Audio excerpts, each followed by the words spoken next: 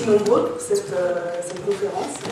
Et je remercie également le mouvement du 20 février de l'avoir organisé, ainsi que toutes les autres associations qui s'y sont associées. Je présente mes excuses pour Éric Laurent qui aurait voulu venir ici, mais qui, au moment où je vous parle, est dans un avion pour Pékin, pour la Chine, où il va faire une série d'entretiens pour ses prochains travaux. Donc voilà, il n'a pas pu malheureusement se joindre à nous, mais voilà, s'en désole, parce que lui aussi apprécie beaucoup ce que fait le 20 février, il suit de près également les manifestations au Maroc. Donc sur le livre, ce que je voudrais dire en guise d'introduction, notamment face aux nombreuses polémiques qui ont été suscitées par le livre, c'est que cet ouvrage est en quelque sorte le résultat de deux expériences marocaines. Celle d'Éric Laurent, qui est journaliste, et qui a écrit les mémoires du roi Hassan II, donc qui a côtoyé le père de Mohamed VI à la fin de sa vie pendant de longs mois et a connu la monarchie dans sa partie intime. Et puis mon expérience à moi, qui est plutôt une expérience de journaliste, qui n'a pas fréquenté la monarchie au plus près, mais qui a travaillé et qui a vécu au Maroc, où j'ai notamment travaillé au journal hebdomadaire, du temps où il existait, sous la direction du très grand éditorialiste et opposant Aboubakr Jamaï. Et donc voilà, c'est là que j'ai appris à connaître pendant plus de 6 ans le Maroc. Donc l'idée de ce bouquin est venue en fait avec Éric, à force de se réunir et de parler du Maroc pour confronter nos points de vue, nous raconter nos expériences. On s'est dit un jour, et ça c'était il y a environ 1 an et demi, 18 mois, qu'on allait écrire ensemble un livre sur le Maroc, sur ce pays qu'on adore et qui nous fascine. Et puis on pensait au début, dans un premier temps, travailler sur les relations franco-marocaines, parce qu'effectivement, ce sont des relations incestueuses, malsaines, qui reposent sur beaucoup d'argent distribué, et très mal distribué, notamment de la part de la France. Et puis en fait, on s'est rendu au Maroc, à Casablanca, pour effectuer un premier séjour d'enquête.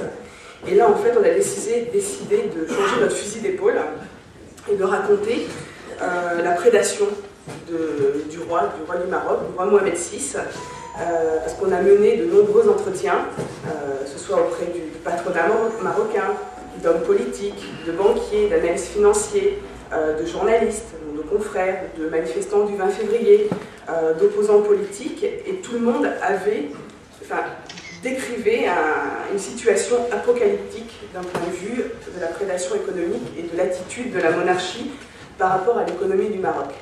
Et voilà, ça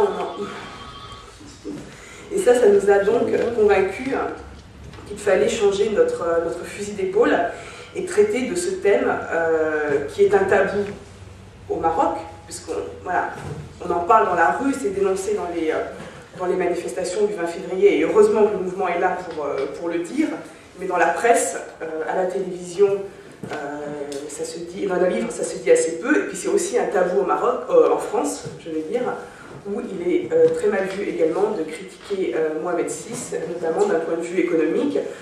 Pour ça, je vous renvoie à ce qu'a osé dire Alain Juppé, ministre des Affaires étrangères français, quand il était en visite officielle au Maroc il y a peu. Il a dit qu'il ne lirait pas ce livre, que cela ne l'intéressait pas et qu'il ne comprenait pas pourquoi des Français persistaient encore à critiquer le roi du Maroc, qui faisait beaucoup de choses pour son pays. Donc voilà pour le contexte. Ensuite, la naissance du projet. Ensuite, sur le titre, Le roi prédateur. Donc c'est vrai que ce titre a suscité un certain émoi, notamment au sein du Marzen, et a suscité beaucoup d'interprétations. Alors je vais profiter de cette conférence pour faire une mise au point. Ce n'est pas un titre qui est à prendre au sens premier du mot prédateur. Prédateur étant un animal, un humain, enfin un être vivant qui chasse pour se nourrir.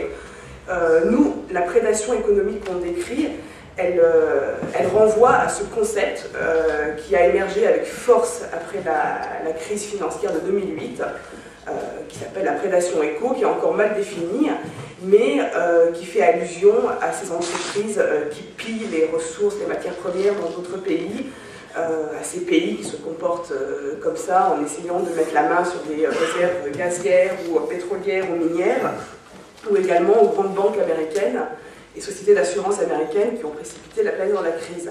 Donc ça renvoie, voilà, le mot de prédateur dans ce livre renvoie à cette notion de prédation économique qui rime avec pillage, avec détournement de fonds publics et avec profiter des subventions. Voilà.